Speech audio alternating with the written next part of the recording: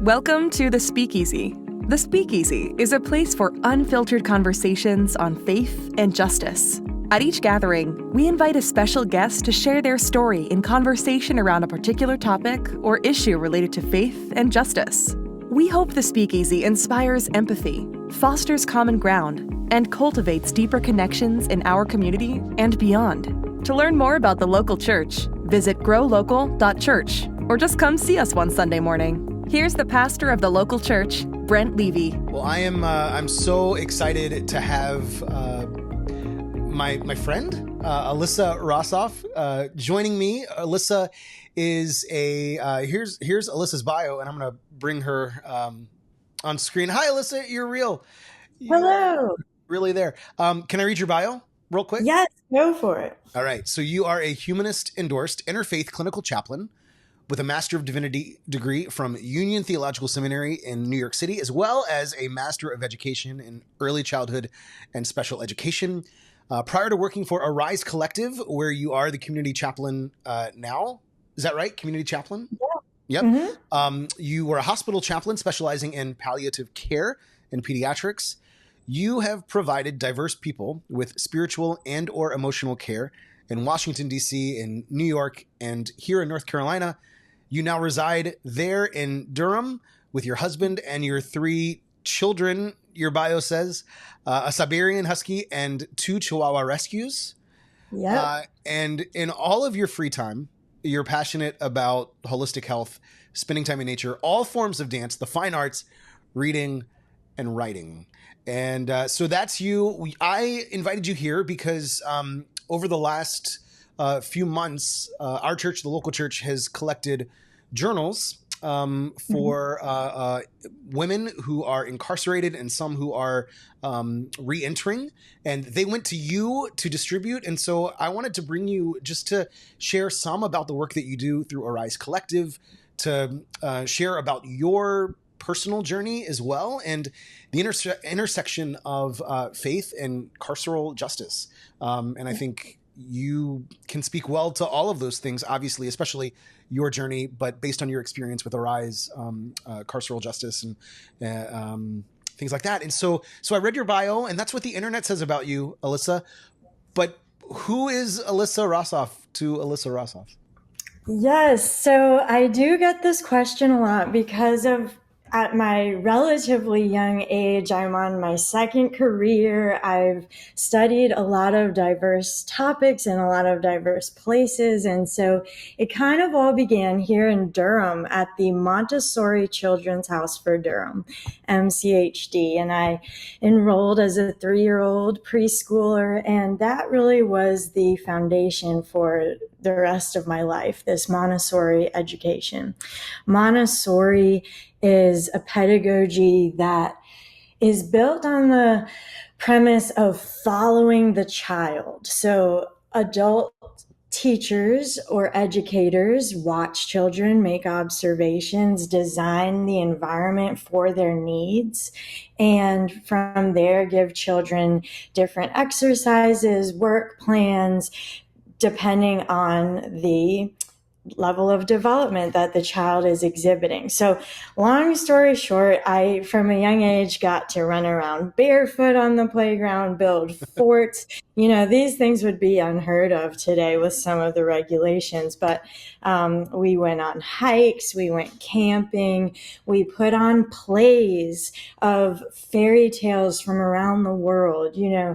I learned Spanish, I learned French. I had a teacher who belonged to a Native American tribe as my very first teacher. And so just being exposed to this wide breadth of what the human experience can look like from such a young age greatly impacted who I am today.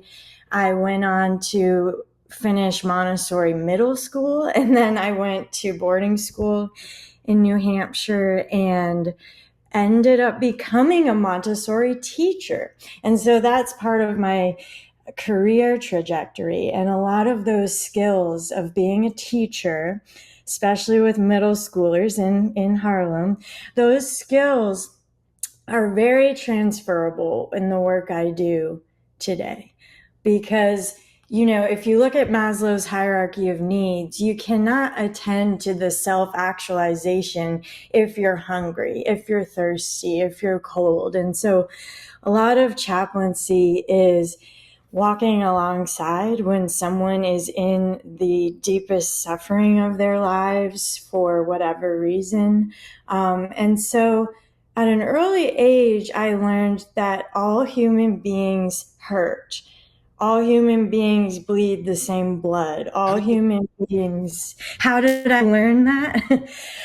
Montessori education. The teacher would do these little puppet shows about real life issues, interpersonal problems, and have us 3 and 4 and 5-year-olds, suggest what should happen next, or what do you think about that, or how might you react if that was your friend? And so it sounds so basic, and yet those questions and being able to observe fellow humans' emotions and body language and word choice, when that's ingrained in you from age 3, it can become a bit of a hindrance as an adult because you're just always aware of what everyone's feeling. But ultimately, that's at the core of my essence. Somebody who is innately attuned to what other people are feeling and thinking and doing. And like I said, it can be exhausting. And I think I do find my energy again from spending time alone. So I'm one of those intro extroverts because I need alone time to get back my energy so that I can go out and be talking with different people for 10 hours of the day. And I love it. I genuinely do. But I can't come home and continue to be that. You need to reset, recharge, unplug and then plug back in, right? Yes. Hence all the yoga that I do. Sure. Really. That's a lifesaver. And what I love about what you're saying too is, and the way that it, I'm sure, connects, and we'll get into it, is how Montessori in large part is student led, right? And not necessarily teacher driven. And so it's very much a coming alongside, right? And journeying with people where they want to go, and not your own sense of, here's my plan for you, let's go, but maybe letting them lead some. Maybe I'm getting ahead of myself, or maybe I'm completely wrong, but no, you're exactly right. And that's why it's the perfect metaphor for clinical professional chaplaincy as well. Well, I'd love to know a little bit more about, thank you first, but would love to know more about Arise Collective and how long you've been there, how you got connected there. Teach us.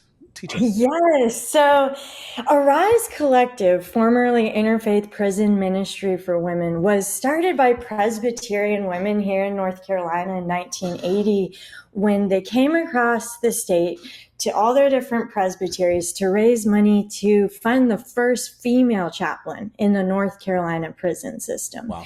And over the next 4 decades, the organization grew. The Presbyterian women got the funding together to create the chapel that is currently at North Carolina Correctional Institution for Women, where I work as a community-funded chaplain and where we do all our programming, regardless of the faith group. It's become a great interfaith space.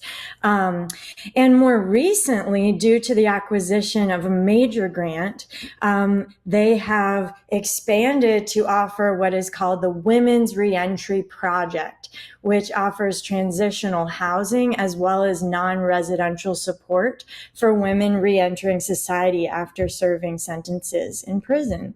And it's one of the few reentry organizations that I've ever heard of that has a chaplain on staff. Yeah. And I am also the first humanist endorsed chaplain to be welcomed to work inside a North Carolina prison in a historically Christian environment. Sure. I'd love to get into your faith journey in just a minute, though. Yeah, it's such a lot. How you ended up there. But what does a day look like for you? Is there such thing as a normal day? You mentioned talking for 10 hours, spending 10 hours a day talking to folks. But what are some of your key responsibilities? What does life look like for you as a community chaplain with Arise? Yes, so thanks to being hired by Arise, they fund me to work inside the prison a few days a week. So that's what is called a community funded chaplain. I don't work directly for the Department of Adult Correction. Now, I work inside the prison right now 3 full days a week. And on those days, I have one-on-one pastoral care conversations. I respond to a lot of mail requests. I help people change their faith group in the computer system called Opus if they want to change their faith to explore something new. I also oversee and or facilitate programming such as mindfulness meditation, Wicca corporate worship, Christian corporate worship, the what is called in the prison system Native American traditionalist circle. So we offer all the different what is called corporate gathering or corporate worship for the population that is currently residing there. So yes, there are at least 18 faith groups recognized by the state of North Carolina, but we don't have all those groups in NCCIW, the prison I work at. And then on another day, for example, I'll be working in the field, boots on the ground in the Women's Reentry Project. We have about 5 homes in Raleigh where women live. Some are pursuing higher education through our initiative with Campbell University. Some are focusing on getting their savings up, working hard so they can get a car again, and then eventually move into their own independent housing. So I'll visit and touch base. We'll do a trip to Walmart. I'll get them some art supplies. A lot of people love crochet.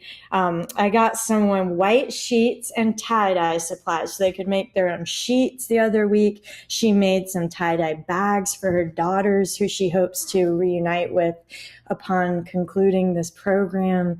We'll go to the park. I took someone who was incarcerated for over 20 years to the planetarium in Chapel Hill as her first big outing, and just, staring at that dome.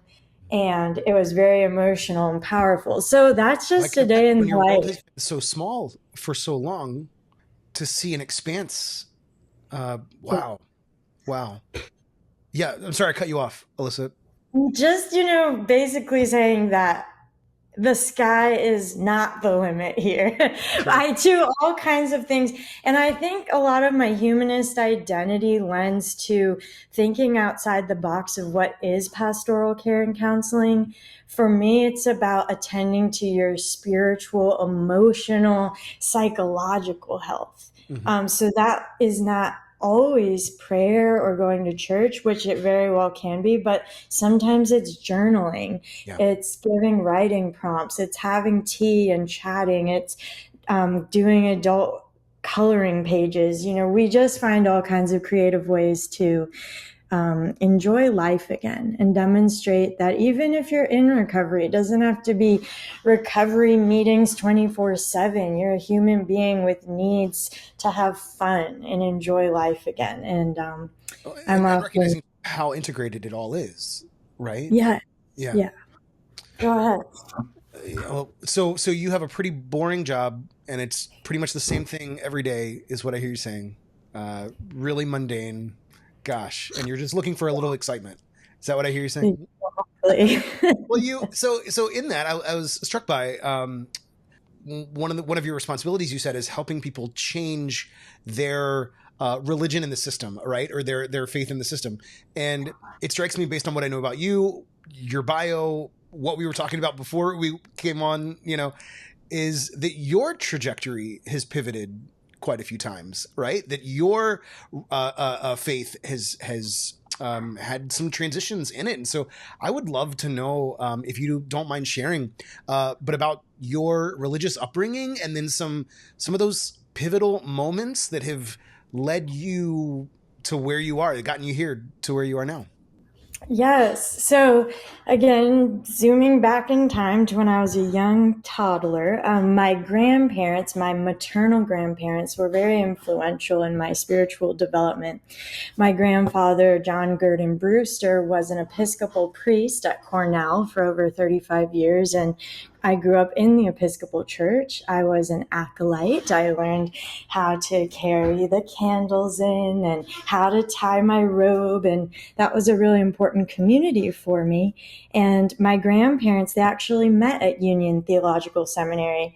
And that's why I'm alive today, because they met there and had my mother and she had me. And honestly, there came a point in time, I was probably around 12, 13, which is very typical of that age, where I started to question the words I was saying by rote memorization. Our Father who art in heaven, hallowed be thy name. And there would be certain words in the Nicene Creed, for example, where I would just, practice my autonomy and say the parts I agreed with and not say the parts I didn't agree with. And it was my own way of having autonomy within a very structured environment that I loved, but I just wanted to express my own thoughts and feelings. And I came to really appreciate my Jewish cultural heritage that I have through my father's side over the years by connecting with others who were similar to me in terms of their upbringing, having a Christian mother, a more religious mother, and then a more culturally Jewish father. And we've talked about this, and that cultural identity is crucial, but it's not for me a religious identity.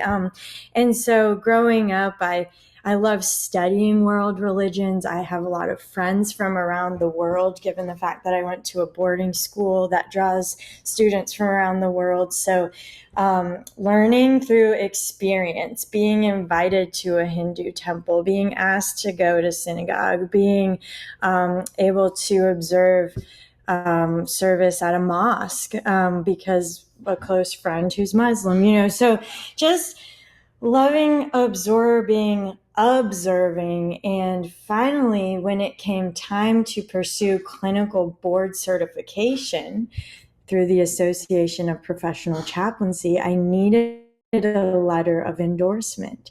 And I thought to myself, I'm very progressive, I'm very liberal, I believe in equity, social justice, being a steward of the environment. What are some of the big organizations who do endorse chaplains who might be a good fit? And I considered Alliance of Baptists. And, I just wanted a home that felt authentic to me. But really, I'm humanist at my core.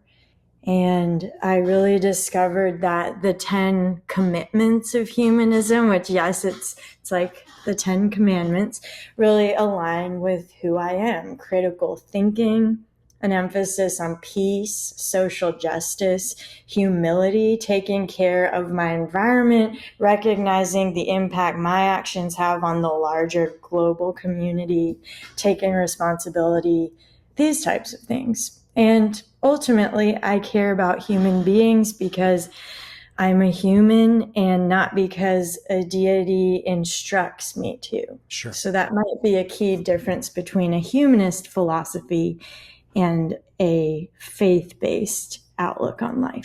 Sure.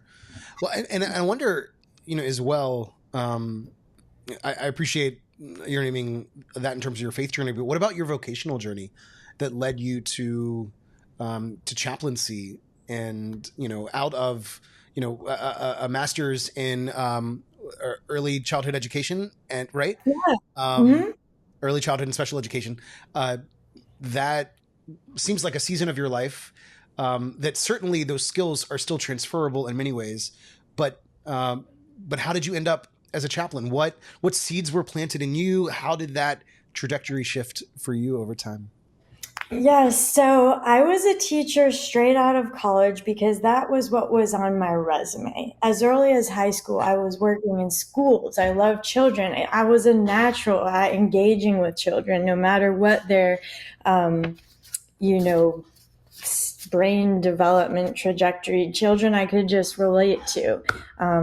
And so immediately took this teaching job in New York City, thrown to the wolves with minimal, right? Yeah, very minimal education. My undergrad was in dance and international affairs with a concentration in Latin America. Here I am trying to teach math to middle schoolers. I barely passed math myself, but that's a topic for another day, the state of education in this country, because, straight out of undergrad, people are just being asked to teach America's students. I didn't know what I was doing. So then I decided to move to the preschool age. I thought I could handle that better than middle schoolers. I was pretty scared of middle schoolers, to be honest. And then I felt like, well, at least if a 3-year-old throws a chair, I can catch it. If a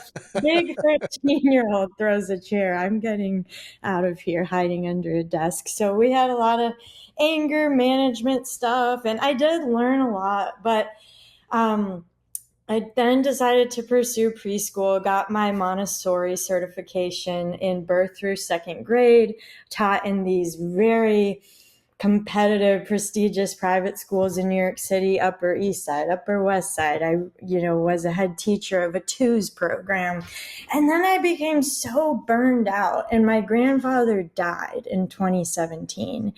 And I didn't realize how much of a motivating force he was in my life, how much of a foundation of emotional stability he had been in a family with all kinds of different, you name it, issues, like most every family. And he was the stable rock. And I developed TMJ disorder without ever experiencing that before, where in my sleep I was clenching my jaw and just had a lot of, after he died, a lot of somatic issues. And I really turned inward and paused and said, I don't really want to be doing this anymore. I need to tap out. Or I just had kind of become a shell of my previous self, not really doing the things that used to bring me joy, like dancing. I kind of stopped taking dance classes and stopped rollerblading and stopped doing photography. And I had to say, what's going on here? So fast forward. Can I interrupt you? Yeah. Tell me about that internal work. Like, how did you create space for that? What did that look like for you?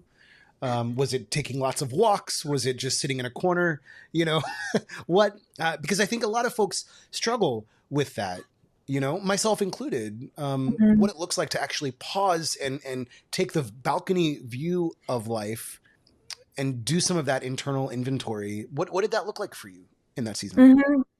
It's funny you would say, did I just sit in a corner? Because I did. I had a one-bedroom apartment in Harlem. I remember a corner was all you had, basically. right. Where there was just everything in one space. I had my first pet ever, a black cat named Fluffy. I had a lot of house plants and just kind of made the space my sanctuary. In busy New York City, you have to have a sanctuary if you're going to last. So I had a little. Where was I born? Yeah, where are you from? I was born in Ithaca, New York, where Cornell is. Yeah. Sure. Right. Makes sense. Okay. Sorry. Keep going. So you had a sanctuary. And then, I lived in Durham, then DC, blah, blah, blah. Then I ended up working in New York City right after college. Okay. So I lived there about 8 years. But so I carved out this little corner, and I remember just sitting still in a chair and setting my timer for 10 minutes on my phone. And it was really hard at first, but afterward, I felt ready to face whatever the day might bring. And it became a habit. And then it was like practice for you was setting that timer for 10 minutes and just letting yourself be. I had to. And I remember having guests over for sleepovers and overnights and saying, they'd ask, well, when do we have to leave tomorrow morning? And I'd say, well, we have to get up by 7, even though I knew I didn't have to leave until 8, because I needed that time to get dressed, brush teeth, eat a good breakfast, and then sit. Without sitting, I could not face my day from a place of ease. I would be anxious. I would not want to be where I was, that whole concept of mindfulness. Yeah. I would be thinking about the future, pondering the past. And so mindfulness practice of just being still and silent every morning before going about my day really became the cornerstone of my self-care practice. Wow. Yeah. Okay. Thank you. So you did that. And in those 10 minutes over multiple days, you had a revelation, or you had some sort of internal stirring about Union Theological Seminary. I Googled it. I Googled it he died in April of 2017. I had all these pondering months. I applied, I want to say, in December, and the cutoff was like January 15. I remember applying like a week before it was due. I don't know the exact dates. And I got in. And I was invited to tour. Sorry, I keep cutting you off. How long had you been a teacher? I had been a teacher from 2002 to 2000. No, that would make me an 11-year-old. 2000. When did I graduate? 13. Okay. And then now we're in 2017. So about 4 years. Yeah. And so in the big scheme, that's nothing, but it felt like a huge chunk of my life at that age. And so you applied right up against the deadline, and you got in? Yep. And I went to a weekend designed for admitted students to come visit and discern if this would be the trajectory for them. And interesting story, I hit it off with somebody who at the time named Christina Ellsberg, now Lukey, and we discovered that her father, as the lead publisher of Orbis Books, had been the one to visit my grandfather at his home and ultimately publish his book about his time with Martin Luther King Sr. and Martin Luther King Jr. interning at the Ebenezer Baptist Church, called No Turning Back. And so things were just happening in such a serendipitous way. We even look kind of similar, this person and I, and we just hit it off. And then we discovered this connection, and we ultimately were students together in the next 3 years, and just, it felt right. And even though it is a historically Protestant seminary, I felt at home. I felt safe. I looked around. I saw diversity of all kinds of identity factors. Some people go to Union who identify as nuns, non-religious folk. At the time, I didn't even know what that was. I didn't know what humanist endorsement was, but I felt safe. And on that weekend where we were seeing if the school was a good fit for us, we were sharing around the table, and this was in Professor Chung's class that had some interreligious engagement about Christianity and Buddhism. And she had placed a candle, incense, and flowers on the center of the table. And we were sharing about why we were there, what brought us to this table today. And I just started crying in front of everyone, sharing my story. And that's when the healing process really began for me about my grandfather's death. Wow. And I remember walking through the halls thinking, this is where my grandparents were first flirting and meeting each other. And it was just like a homecoming for you in a way. Yes, definitely. As someone with mixed identity, mixed heritage, never really quite fitting into the majority, it felt like a place I could finally figure out my identity, and then ultimately feel confident enough to share that identity with others without hiding it or pretending I was something I wasn't. Wow. And so your education then led you to this path of chaplaincy. How did that happen? What serendipitous moments created that path for you?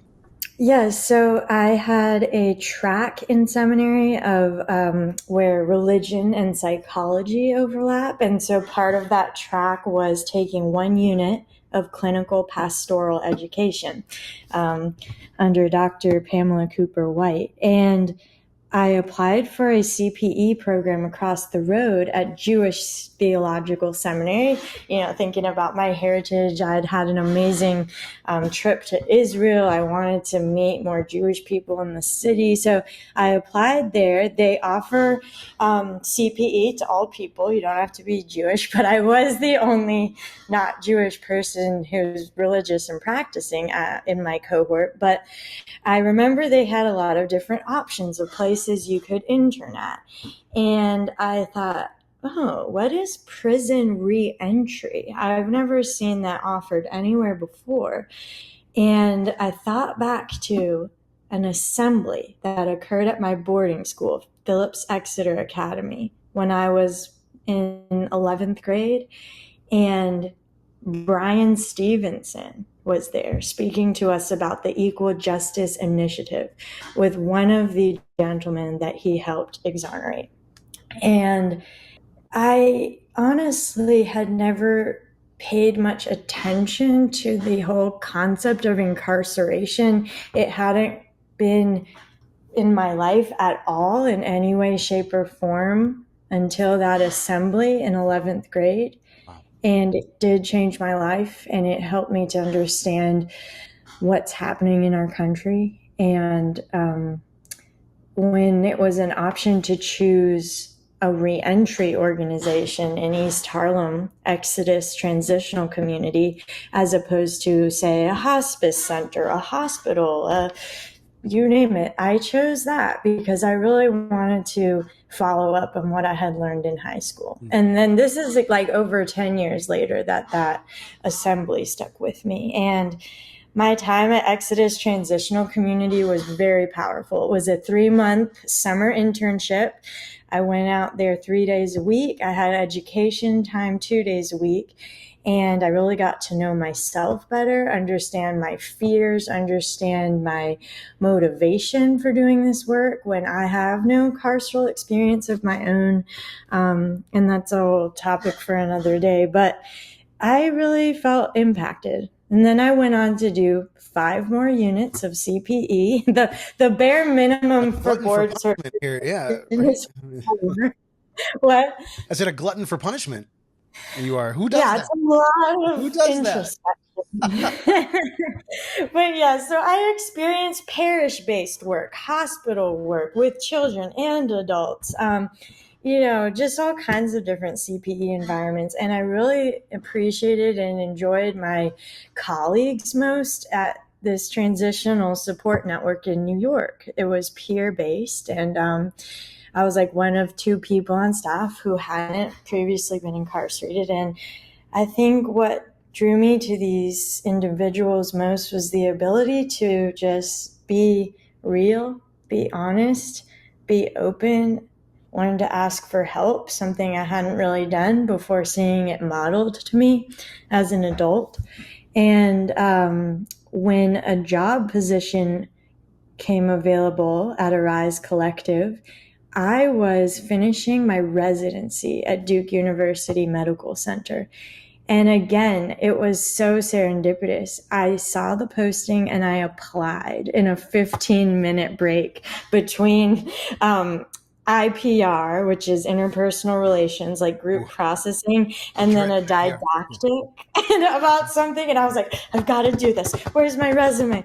And it took about 50 applicants and 4 months later, and I got the job, and I haven't looked back since. And it's coming up on my 2-year anniversary with them in 8 days. Okay. So the time has flown, and it has changed my life for the better. Well, I'd love to know a little bit more about that. What for you is the most or among the most challenging aspects of working at Arise Collective? And what brings you the most joy, or what is something that brings you? I know it's hard to kind of pick one sometimes, so would love for you to share like both the challenge and the joy of what you of your work and what you experience. Mm-hmm. The biggest challenge in my line of work is that the demand will always exceed the supply. And what I mean by that, not economics 101, but rather the demand for human presence to listen and be a support to others in the prison system I'm thinking of, especially, is always going to exceed the hours of the day, the hours that I'm in there working, the mail that we receive each week. We do respond to all mail within 2 weeks, but it's just another reminder of the needs that are so high, people so hungry for human connection, for compassion, for respect, for being treated like a human being. And chaplains, really, we hold down the fort in that regard. We are the staff members whose sole job is to attend to people's spiritual and emotional care needs. And it's hard for me at the end of the day to sometimes turn off thinking about, oh, they must be really hot, it must be really noisy, you name it. And I think over time, these thoughts are less invasive, but at the beginning, I spent a lot of time at home just imagining what women were doing in prison, who I was getting to know, and the fact that a lot of the people I work with have life sentences. That prison is their home, their community for the rest of their lives on this planet. So that's hard, that's challenging, but the way I work with that is by trying very hard to be present, to be in the moment with someone. I try very hard to not look up people's crimes on the computer and these news articles that are just so exploitative, and they're just the tip of the iceberg most times, these mugshot news articles. And when I get to know a person inside, I don't come with any preconceived notions. And the beautiful things I've learned about individuals in there, that brings me such joy, such hope, watching how people can do so much with so little available to them, growing tomato plants in little places from a seed they got from their salad, things like that you just like, wow, it keeps me just speechless, awed, and inspired coming back each time, ready to learn, to be curious, and kind of let that human tendency to control, to fix. I can't undo a life sentence, But you can be but present. And you that's can the beauty. offer a sense of belonging, and you can remind them who they are along the way. I mean, I've heard Brian Stevenson say too, like, we are more than the worst thing we've ever done, right? Yeah. And here you are with people all the time who are defined by, in so many ways, and dehumanized by the worst thing that they've done, potentially, and here you are essentially returning them to themselves in that way, or helping them to remember that core identity by just being with them in that presence. And I was going to ask you, how you stay human in the midst of it, but it sounds like your humanity, the way that you remain human, is by sharing in their humanity and watching these seeds grow with them and reveling and experiencing joy in that, right? Yeah. Really powerful. What have you learned about yourself over the last few years at Arise? I've learned that I burned out from teaching, not because of teaching itself, but because of my own personal work tendencies, to not be able to stop checking email and answering calls and texts. And I had to really become even more boundaried with this job. And especially, there was a supervisor of mine years ago at the first internship who was like, never share your cell phone number with any of your clients. And I at first didn't, because of that voice in my head. And then I said to myself, actually, of course I can share my personal cell phone number, and it's on me to model boundary setting, what's appropriate, what's not. And if I am unavailable to my care recipients in the women's reentry program, this is now outside the prison, transitional housing, women that I pick up in my car, we go on trips to the store, we do all kinds of things together. If I can't be available or model vulnerability, they're not going to get as much out of this relationship as they could. And so a large learning for me has been how to engage an appropriate level of self-disclosure, discerning who to be Facebook friends with who are genuinely people in my life now. People, I was thinking, if I ever have a baby in the next few years, I want these people at my baby shower. These women are my community. I love them like I love my own family, you know. So that's a huge learning for me, letting go of some of these paradigms about professionalism. These voices in your head chirping, that we carry. Yeah, like us and them. No, not us and them. We're all people. And if someone's crossing a boundary, it's my responsibility to say, no, I can't buy a pack of cigarettes for you. You know, that's a silly example, but it's happened. It's like, no, I can't, but let's see if any of your friends can lend you a cigarette. Or, you know, so these things that are hard for me to set boundaries because I want to just buy things and fix things and give of yourself. Yeah, sure. Not long-term sustainable. So that's been my biggest learning this past couple of years. Well, turning to, you mentioned these women that you're in a relationship with who are in the reentry process. What are some of the most significant barriers of reentry, to reentry that you have experienced and that most people may not know about or think about? Yeah, it can be especially challenging to get a job, to have gainful employment that is in line with somebody's interests. Okay, so a majority of places that hire people with criminal records are fast food joints, call centers. And sure, this is great to get your first job, but for many people, that's not their dream job, but it's what is available. Oftentimes, landlords will not sign a lease with a woman reentering, or a man, or a non-binary person, anyone reentering society after prison, unless 7 years have passed. Where are you supposed to live for 7 years?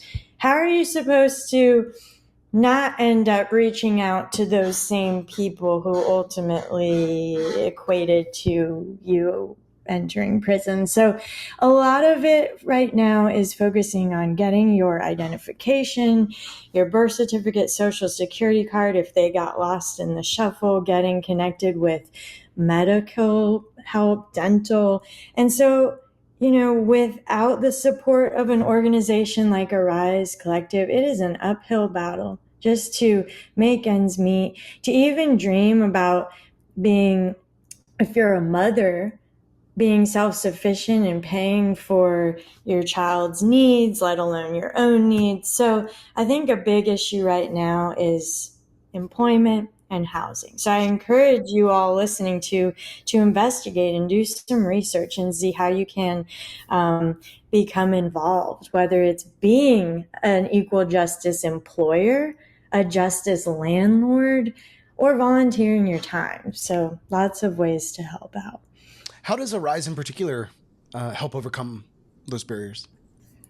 Arise has a reentry team comprised of staff who are trained in evidence-based trauma-informed care modalities, one of which is having a care coordinator, one individual who is your go-to for all questions related to anything. No such thing as a dumb question, like, how do I get my eyeglasses? These are all scratched, the ones I had in prison. And, you know, all right, we're going to get you on the computer. We're going to Google it like this. You know, first, people are at all different stages. Some people have been inside with no cell phone for 20 years. Others had a cell phone up until 7 months ago, you know. So again, we meet people where they're at. Do you need computer literacy class, or do you need to get enrolled in statistical analysis class at Wake Tech? You know, just where are you at, and how can we help get You connected with pre-existing community resources, places to volunteer, and we're not reinventing the wheel. We are serving as almost a referral service, a liaison. And the subsidized housing is key, and safe housing. That's kind of the foundation of being able to then pursue a job, a car, family reconciliation, all of those things. Last question, because I'm looking at the time. But what do you wish more people knew about either Arise Collective or carceral justice in general?